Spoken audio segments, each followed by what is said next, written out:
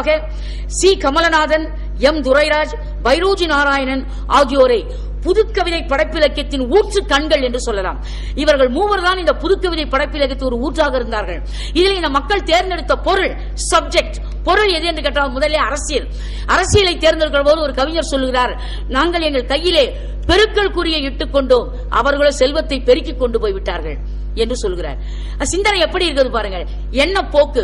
இன்னொரு கவிஞர் பாடுகிறார், நாங்கள் கரும்புள்ளியை வைத்துக் கொண்டு பெரும்புள்ளியை தேர்ந்தெடுத்தோம் என்று பாடுகிறார் அரசியலை பற்றி.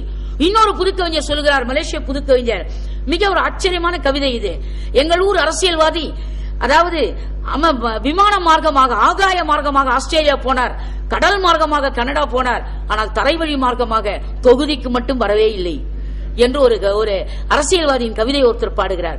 இன்னொரு புதுக்கவிஞர் மிக அருமையாக, கமலநாதன் அவர்கள், சண்முக பிரியா என்கிற ஒரு கவிஞரும் கமலநாதன் அவர்களும் அருமையாக இந்த சிந்தனை வடிவெடுத்து காட்டுகிறார்கள். ஏன் தெரியுமா? அரசியல்வாதிகள் வெள்ளாடை அணிந்து கொள்கிறார்கள், அவர்கள் உள்ளம் கருப்பு என்பதை காட்டுவதற்காக என்று ஒரு கவிஞர் காட்டுகிறார். இவையெல்லாம் பார்க்கிற போது மலேசிய நாட்டில் புதுக்கவிதை வளர்ச்சி 1910 வால்ட் விட்மன் சொன்ன கருத்துக்களை வைத்து பார்க்கிற போது 60களில் மலேசிய வானில் புதுக்கவிதை வளர்ச்சி எப்படி இருந்தது என்று கேட்டால் தனி மனிதனை பாடுவதாக இருந்தது 1960களில்.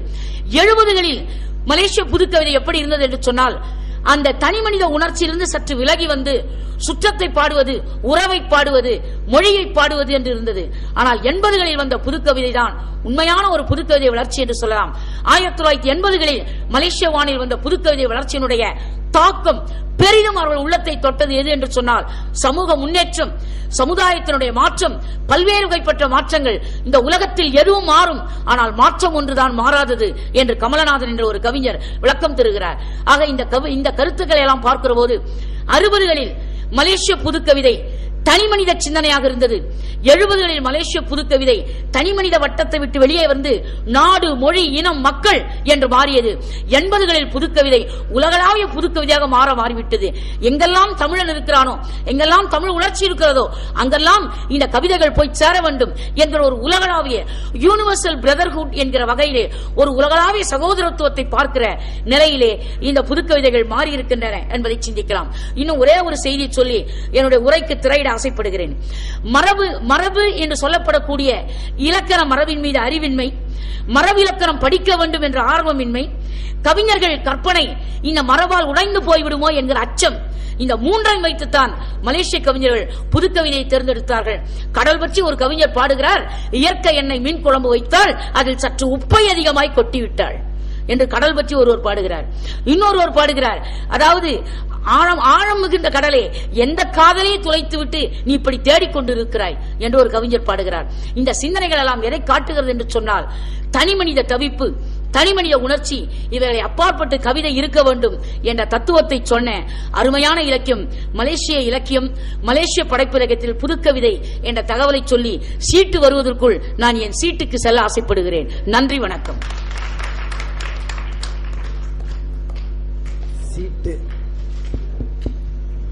சீட்டு வருவதற்குள், சீட்டுக்குள் வந்ததற்கு நன்றி. அடுத்தபடியாக சரி கேள்வி கேளுங்க.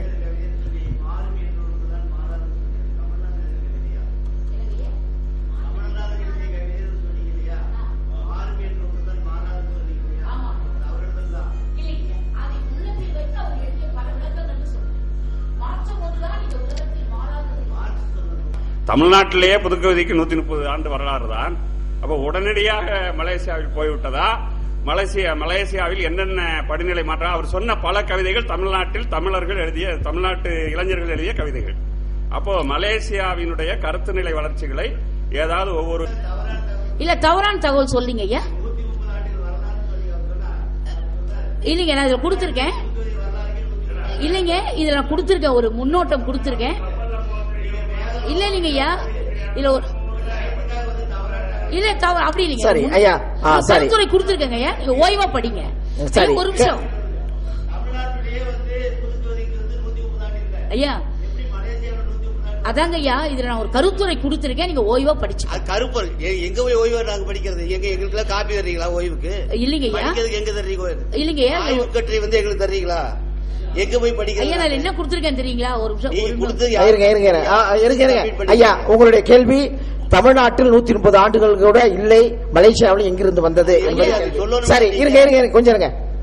அதற்கு உங்களுடைய பதில் என்ன? இலக்கிய வேர் மலேசிய மண்ணில் 130 ஆண்டு கால வரலாறுடையதுன்னு சொன்னேன். அது அப்படி இருங்க. சரி ஐயா இருங்க நான் சொல்லிடுறேன் ஐயா. அவர்கள் சொல்லுகின்றது அவர்கள் ஒரு கொட்டேஷன்ல இருந்து எடுத்து சொல்லி இருக்கிறாங்க. அது சரியா தவறா என்பது அவர்கள் சொல்லவில்லை. ஆனால் ஒன்று சொல்லுகின்றேன், கொட்டேஷன் கொடுப்பவர்களோ இருங்க ஐயா கொஞ்சம் இருங்க கொஞ்சம் இருங்க. எப்படி சொல்றீங்க? ஆய்வு கட்டுரை படைக்க வருகின்ற பொழுது சரியா தவறு தெரியாமல் படைத்தார் எப்படி சொல்றீங்க? ஐயா கொஞ்சம் இருக்கிறீங்களா? அதாவது நீங்க ஒன்று நான் சொல்லிவிடுகின்ற ஆய்வு கட்டுரை வழங்குபவர்கள் கொட்டேஷனை காட்டுகின்ற பொழுது, மேற்கோள்கள் காட்டுகின்ற பொழுது அது சரியா தவறா என்று பார்த்து காட்ட வேண்டியதுதான் ஆய்வாளருடைய நெறி. எடுத்த எடுப்பில் அதை காட்டக்கூடாது என்பது ஆய்வு மரபு அல்ல. எனவே அமருங்கள். அடுத்தது சரி, அடுத்த தலைப்பு. ஏனால் 3:30 மணிக்குள்ளால் முடிக்க வேண்டும் என்று சொல்லியிருக்கின்றார்கள். ஒரே ஒரு செய்தி, ஆய்வரங்க மலரில் இந்த கட்டுரைகள் எல்லாம் இடம்பெறுகின்றன, நீங்கள் அங்கு சென்று படித்துக் கொள்ளுங்கள். ஆய்வரங்க மலரில் கட்டுரைகள் இடம்பெறுகின்றன, அதை சென்று படித்துக் கொள்ளுங்கள். அடுத்தபடியாக கட்டுரை படிப்பவர் சரி, அடுத்த கொஞ்சம் இருங்க. கட்டுரை ஆரம்பித்ததே 2:30 மணிக்குத்தான், அதனால் அரங்கம் ஆரம்பித்ததே 2:30 மணிக்குத்தான். அது எங்களுக்கு தெரியாது. சரி, இப்போது அடுத்தது உலக தமிழ் செம்மொழி, அதாவது அடுத்த கட்டுரை படிப்பவர் உதயசூரியன் ஐயா அவர்கள். தஞ்சை பல்கலைக்கழகத்தை சார்ந்தவர். அயலகத்துறையில் தமிழ் மொழி அயலகத்துறையில் பணியாற்றி கொடுக்கின்றார். மிகச்சிறந்த அயலகத்தோடு தொடர்புடைய பல செய்திகளை அவர் செய்து கொண்டிருக்கின்றார். அவரை பற்றி நிறைய சொல்லலாம், நேரம் இல்லாதனால் இதோடு நிறுத்திக் கொண்டு உதயசூரியன் ஐயா அவர்களை அழைக்கின்றேன். இந்த முதலில் தொல்படிமம் தொன்மம் என்கிற 2 வகையான இலக்கிய கலைச்சொல்லை நாம் பயன்படுத்தி வருகிறோம். இதில் என்னை பொறுத்தவரையில் இந்த தொன்மம் என்பதை விட தொல்படிமம் என்பது மிக சிறந்த இலக்கிய கலைச்சொல்லாக நான் ஏற்றுக்கொண்டு இந்த கட்டுரையில தொடர்பாக பேசுகிறேன். ஆகவே தொல்படிமம் என்கிறதெல்லாம் தொன்மம் என்பதை புரிந்து கொண்டு இந்த கட்டுரையை பின்பற்ற வேண்டுகிறேன். அடுத்து, இந்த தொல் படிமம் என்கிற இந்த செய்தி மிக பழமையான வரலாறை கொண்டது. இந்த தொன்மம் என்பது மனித குல தோன்றிய போதே தோன்றிவிட்ட ஒரு பழமையான வரலாற்றை கொண்டது. மனித சமூகத்தை வாழையடி வாழையாக வழிநடத்தக்கூடிய ஆற்றல் இந்த தொன்மம் என்கிற தொல் படிமத்தில் இருப்பதாக நான் உணர்கிறேன். குறிப்பிட்ட சமுதாயத்தில் எவையெல்லாம் சமூக மதிப்போடு போற்றப்படுகிறதோ அவற்றையெல்லாம் காலம் காலமாக காப்பாற்றி வருகிற பெருமைக்குரியது இந்த தொல்படிமம். ஆகவே இந்த தொல்படிமத்தை புரிந்து கொள்வதிலே நமக்குள்ள சில சிக்கல்கள் இருக்கிறது. ஆகவே இந்த நான் சொல்கிற இந்த தமிழ்நாட்டு இலக்கிய சூழலை காட்டிலும் அயல்நாட்டு சூழலில் உருவாகும் தமிழ் இலக்கியங்களில் தொல்படிமங்களின் செயற்பாடு வீரியம் மிக்கதாக இருக்கிறது என்கிற கருதுகோளை முன்வைத்து இந்த ஆய்வுரையை நான் கட்டமைத்திருக்கிறேன். இதில் விரைவாக என்னால் சொல்லி முடிக்கிறேன். அடுத்து, இந்த தொல்படிமத்தை புரிந்து கொள்வதில் நம்முடைய இளைய ஆய்வாளர்களிடையே நிறைய சிக்கல் இருக்கிறது. தொல்படிமம் என்பது புராண செய்திகள் வந்தாலேயே தொல்படிமம் என்கிற செய்தியை நம்முடைய ஆய்வாளர்கள் எல்லாம் ஆய்வேடுகள் எழுதிவிடுகிறார்கள். அப்படி அல்ல. தொல்படிமம் என்பது இப்போ நாம எத்தனையோ செய்திகள் வருகிறது.